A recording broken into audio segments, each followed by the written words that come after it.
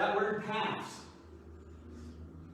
it's referring to the idea of tracks and ruts, like a wagon that's been being pulled by horses or whatnot, and it just keeps going over the road, and it makes it, it changes the grass, right? It makes a rut in the road. It puts tracks.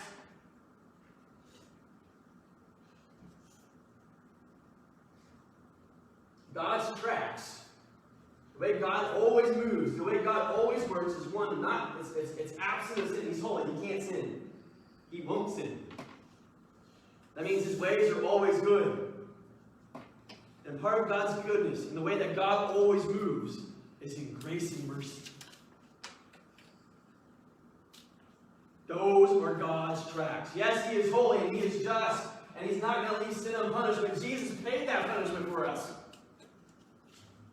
Proving to us that God's track is always both holiness, it's always both truth and grace, always, always, all the time. Now, our tracks, our ruts, what are they? Wickedness, violence, brokenness, selfishness. Those are always our tracks. But, where we fall short, if we place our hope in God, our faith in Jesus, and we turn towards him, that is us attempting to make a new track, to go in a new direction, and align our track with God's track. And if we are aligning ourselves with God's track, that means there is no path that you can go on in Christ Jesus that will lead you away from God. Because God's path will never take you towards sin. It will always take you away from it.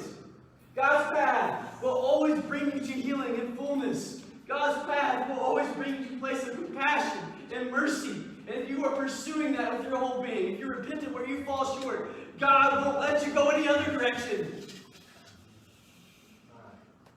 If you're seeking God the way you say you are, he will not allow you to go outside of the will of God unchallenged.